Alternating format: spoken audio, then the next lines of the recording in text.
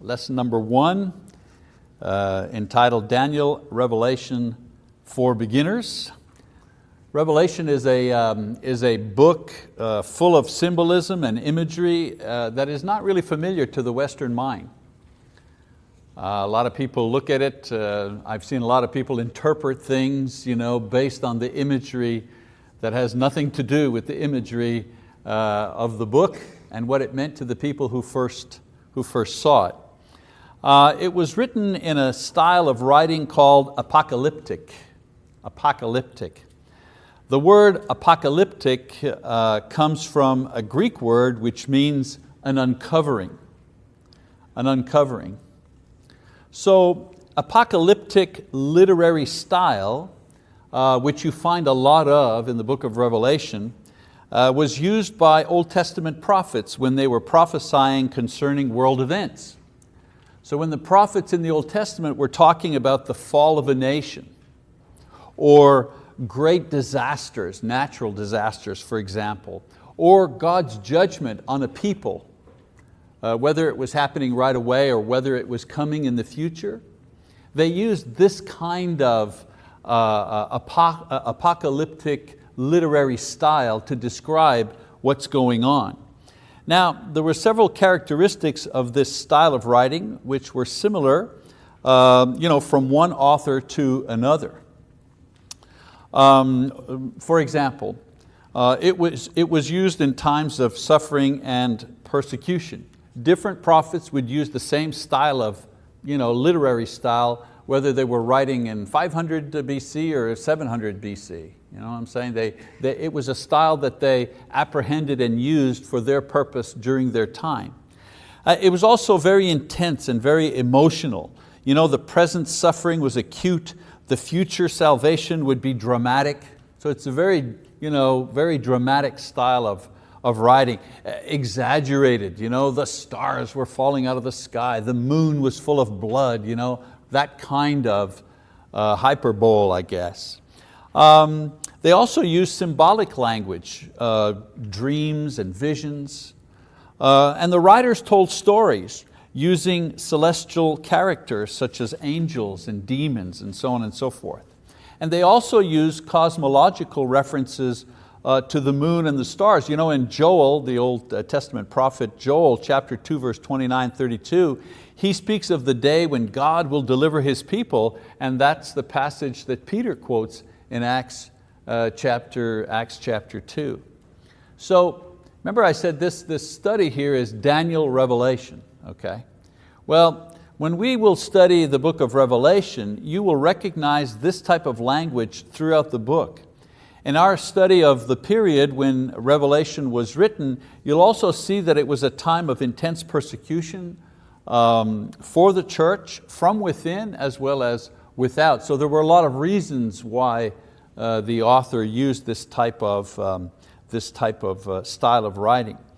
Now most scholars agree that John, the Apostle John, used this style of writing in his book in order to keep the church's persecutors, the Romans, from understanding its message. At the time, it was a capital offense to possess the scriptures. You could be executed for possessing the scriptures, and so what happened, a lot of the unnecessary books and things like that were discarded. There were all kinds of smaller versions that were hidden at the time to keep them secret.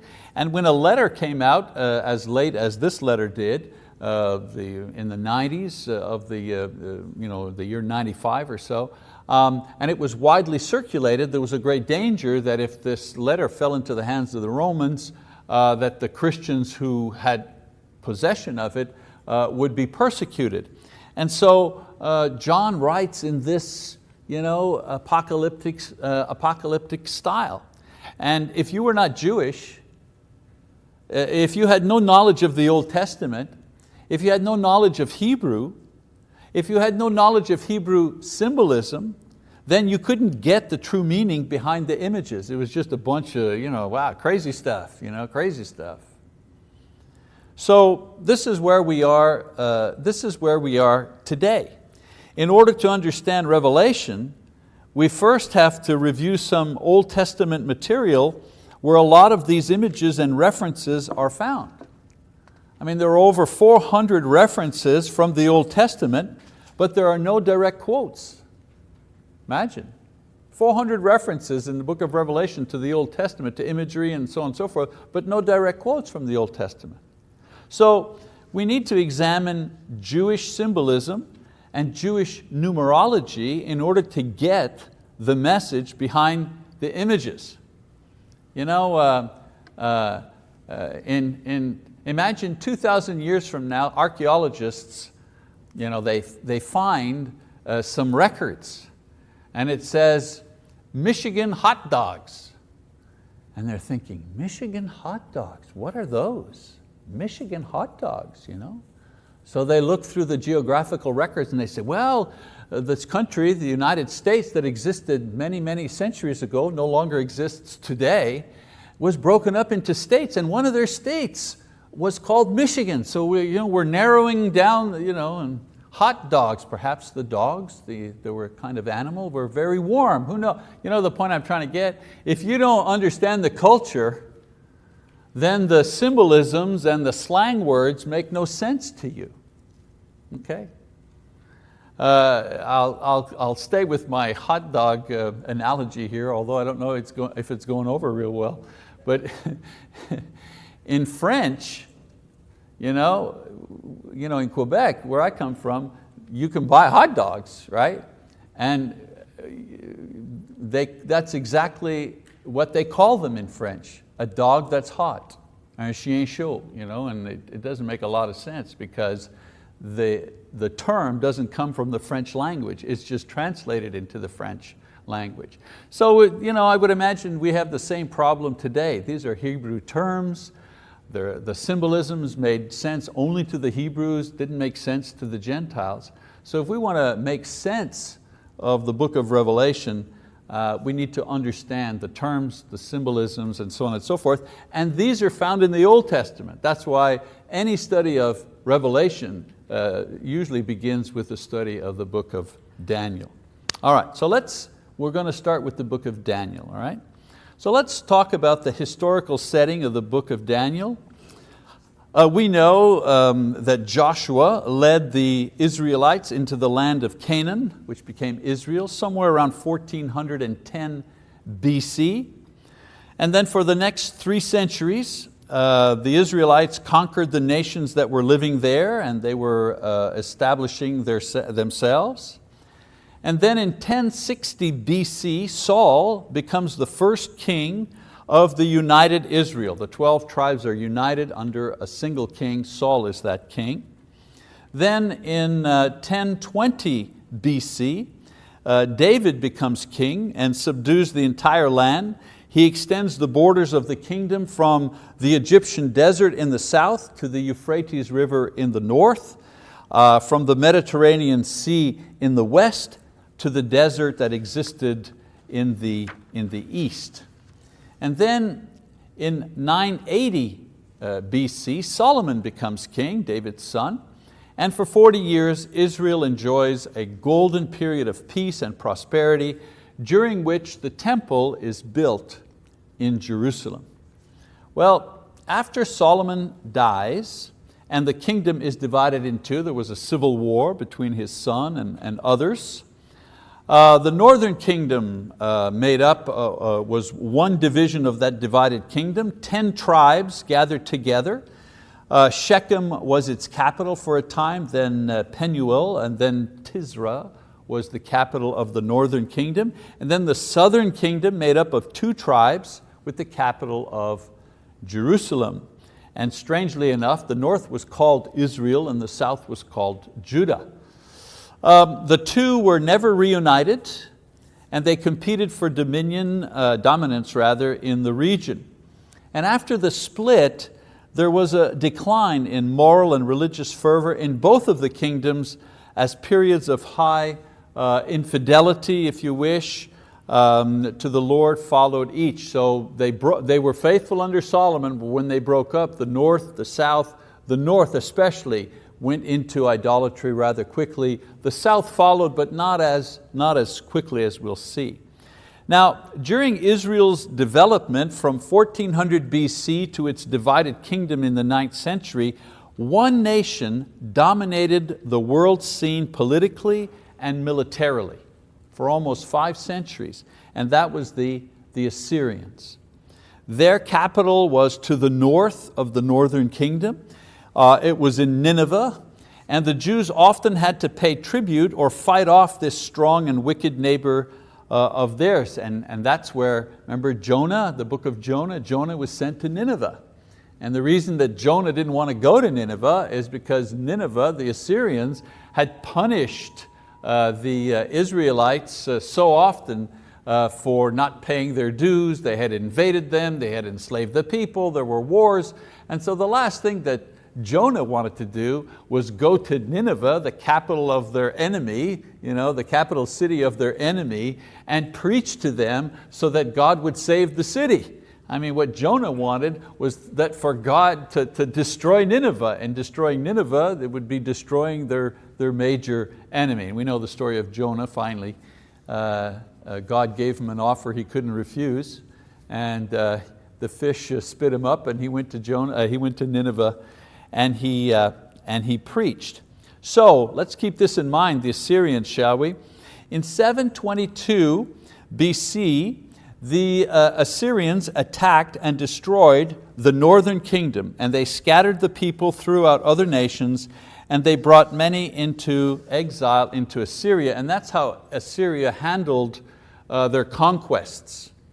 They would conquer a nation, and then they would take the people of that nation and spread them out to other nations in order to dilute their nationalism by diluting their bloodlines. And so they would force a nation to intermarry with surrounding nations, and their idea was that in several generations people would have less fidelity to the old ways, to the old country, to the old nation's ideas, and so on and so forth. So that's exactly what they did to the Israelites, the northern tribes. They just scattered them among other nations. And of course for the Israelites, the other nations were pagan nations, and they were forced to intermarry and to settle in other countries and so on and so forth.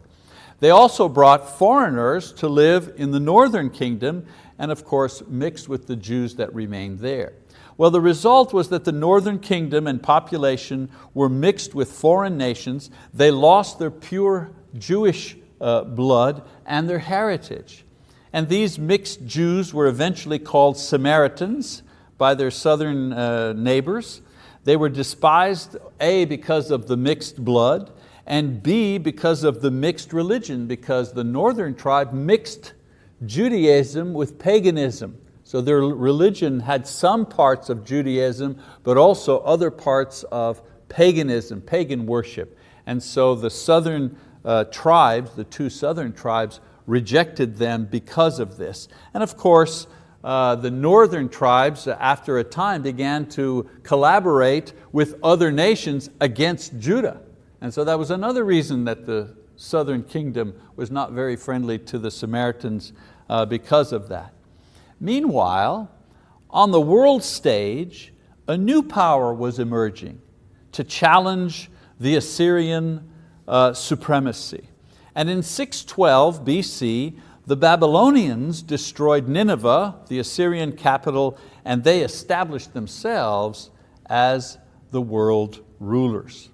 And so in 606 BC, the Babylonian army, led by future king Nebuchadnezzar, captured Jerusalem, and he carried off the main leaders, the nobles, the royalty, to Babylon, where they will begin 70 years of captivity, which was prophesied by Jeremiah back in 626 BC, 20 years before it actually happened. 20 years by the calendar before the Babylonians actually came in to destroy and capture Jerusalem, Jeremiah prophesied that this would happen and that they would be taken into captivity for 70 years. And they were in captivity for 70 years, according to his prophecy. Now you need to understand, the Assyrian style of conquering was that they would mix the people that they conquered with other nations and dilute them and weaken them. That's how they did it. The Babylonians had another strategy. What they did is they kind of scooped off the cream of the crop of the nation that they had conquered. the best and the brightest, okay? They took those and they brought them back to Babylon, and they trained them in the language and the literature and the politics and the history and the art of Babylon. In other words, they remade them into Babylonians. And once they were fully trained, fully loyal, then they would send these people back into their nations in leadership positions in order to influence their former nation in the ways of Babylon. Just a whole different strategy on how to conquer and to rule a nation. Now, among the leaders and young nobles that were carried off at this time was a young man called Daniel, who would grow in importance and prestige in the foreign king's court because of his ability to interpret dreams and prophecy. He was bright, he was among the bright, but his value to the Babylonian king was not his ability at math or politics or science. It was his ability to interpret dreams. Also taken away at this time was the prophet Ezekiel. The prophet Ezekiel was also carried off at this time, and he was the prophet to the people who were in exile in Babylon, while Jeremiah remained back in Judah, and he was the prophet to the people who remained in Judah during this time. So God allowed His people to be taken away into exile, but He provided for their spiritual needs. As I said, Daniel was in the palace, was influencing the king with his special gifts. Ezekiel lived among the people, and he ministered to them with his teaching and his prophecies. As a matter of fact, it was during this time, while the Israelites were in Babylonian captivity, that the synagogue, the idea of the synagogue began. There were no synagogues before the captivity. But while they were in captivity, the Jews wanted to maintain their religion. They wanted to maintain their faith in God, many of them. And Ezekiel, of course, was there to encourage them. And so they began meeting in their homes for prayer, for the reading of Scripture, for mutual edification, for praise, for encouragement. Does that sound familiar? And so that's where the rise of the synagogue movement began during the Babylonian captivity. And after the Jews came back to rebuild the temple and to rebuild the city, they also brought back with them this idea of the synagogue and established synagogues, not just in homes now, but actually separate buildings in order to worship and to pray and so on and so on. Now they still had the temple where they would go do the feasts and where they would offer sacrifice. They didn't do that in synagogues. But now this new element in their spiritual development was present. All right, so 20 years later, in 586 BC, after the king who had been left in charge of the southern kingdom by the Babylonians rebelled, his name was Zedekiah. 20 years he's under the thumb of Babylon. He figures, we're going to rebel, we're going to throw off the yoke of Babylon. And so what do the Babylonians do? They return to Jerusalem, they destroy the temple this time, and they destroy the city, and they carry off even more Jews into captivity. As I mentioned before, the Babylonian system was to carry off the leaders and retrain them in Babylonian culture. So in 539 BC, and if you notice this first lesson is just history, I'm just setting it up for you, okay, so we know where we're at, give you a little background as to how the book of Daniel was written and why. So in 539 BC, something else happens on the world scene.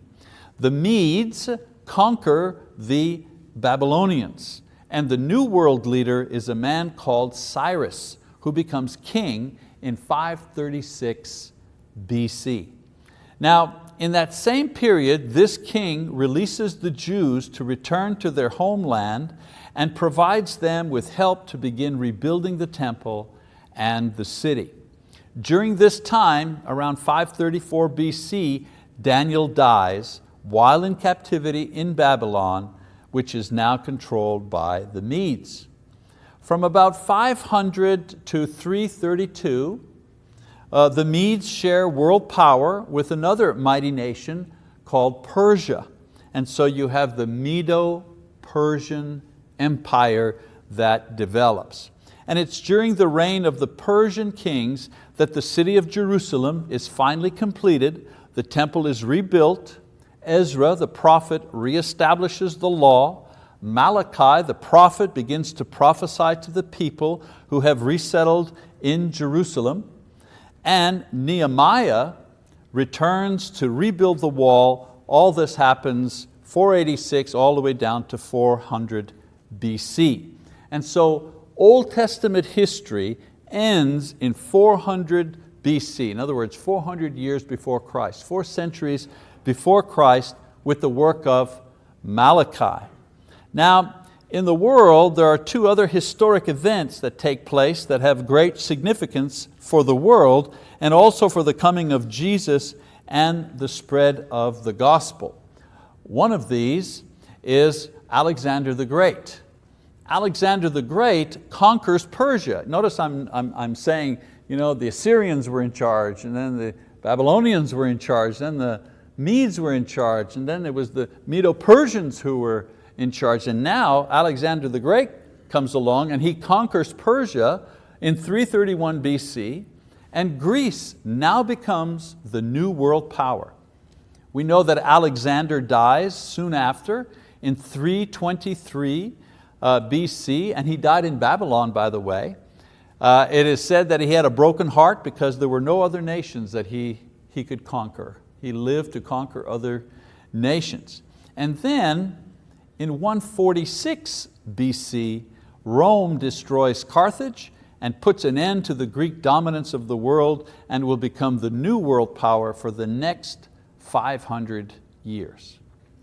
Now, we need to understand that there is a story within a story going on here. And let's face it, if you've taken history classes and so on and so forth, you know that I have gone through 1,400 years of world history here in about 20 minutes.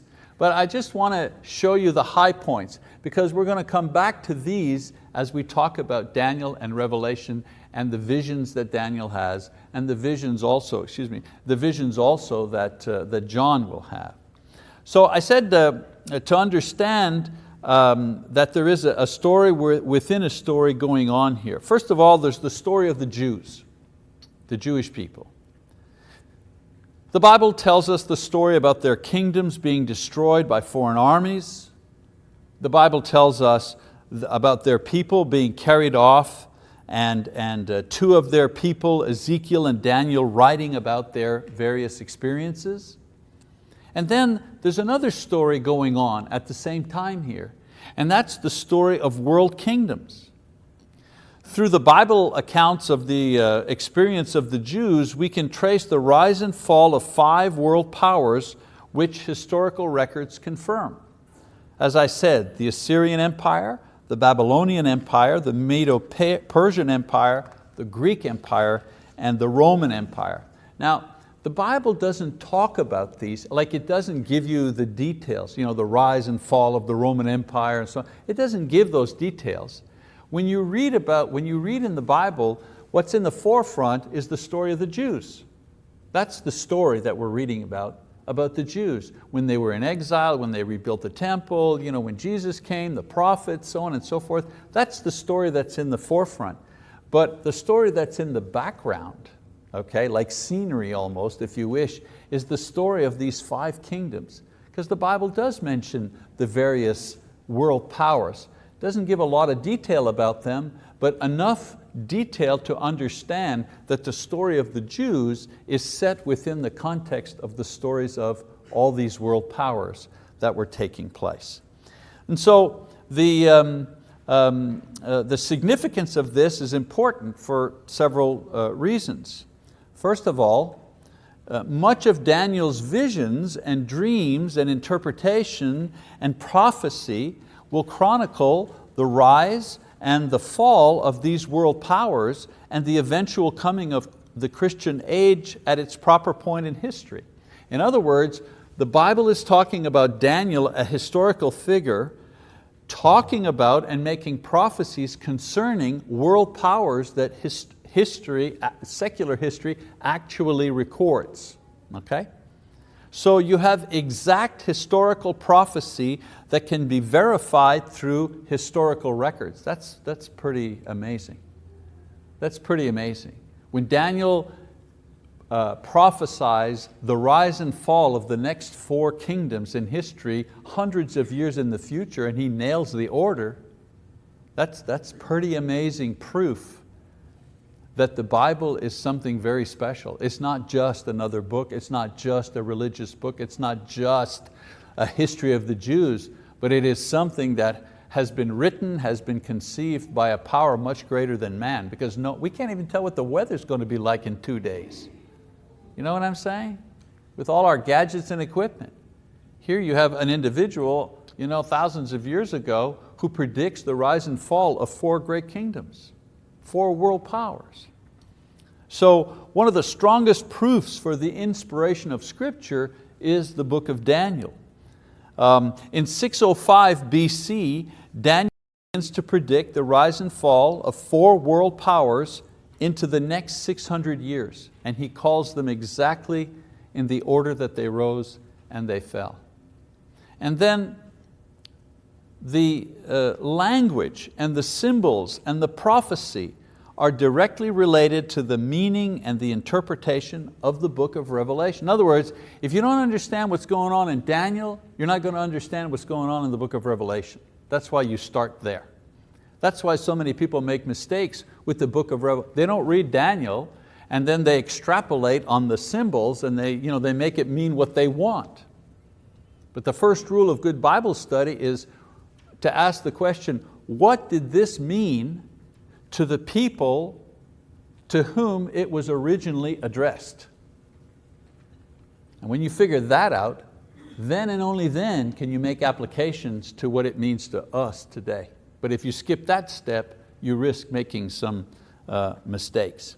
And so we're going to start the study of Revelation by studying Daniel, because its history, its prophecy, its language, its images relate directly to similar features in the book of Revelation. All right, so let's just kind of bring all this together here and close this out. The book of Daniel was written by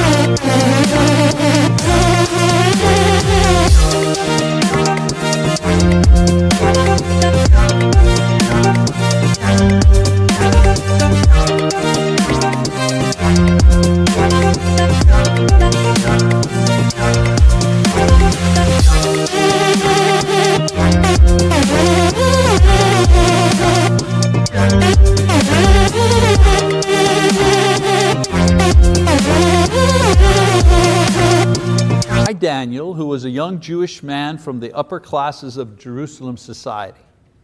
He was carried off into Babylonian captivity in 606 BC and wrote this material between 606 and 534 BC when he died. Now his main abilities were in interpreting dreams and visions and prophecies. He was an instrument of God placed specifically in a certain place and time for God's service. His book was written in 2 languages, Aramaic and Hebrew, and the book of Daniel is divided into 3 sections. First, it's chapter 1, which is an introduction to the entire book. Chapters 2 to 6 describe Daniel, his 3 companions, and the experiences that they encounter in Babylon. So it's kind of a history of what's going on. And that's the easy part to understand. We were here, we did this, we said that, and so on and so forth. Pretty easy to follow, fascinating historically. But then chapters 7 to 12 narrates visions that Daniel has concerning world powers and their relationship to the kingdom of God. And that's the important part. Because Daniel said there's going to be four world kingdoms that come up, and then that fifth kingdom that will come, that last kingdom, will be God's kingdom. And so Daniel is one that very clearly prophesies the coming of Christ and the establishment of the church in the clearest of terms from the Old Testament. Okay, so that's the material we're going to cover this week. Next week we're going to start studying the book as a way to prepare for our study, the book of Revelation. Remember I said Daniel, Revelation, for beginners, we have just a quarter. We got 13 weeks of this, so we're not going to get bogged down too much in a line by line description. We're going to take it in chunks, okay? But hopefully by the end of the study, you'll have a firm grasp of both of these books and the important parts of these books. So that's it for this time. I hope you'll be with us next time when we study the book.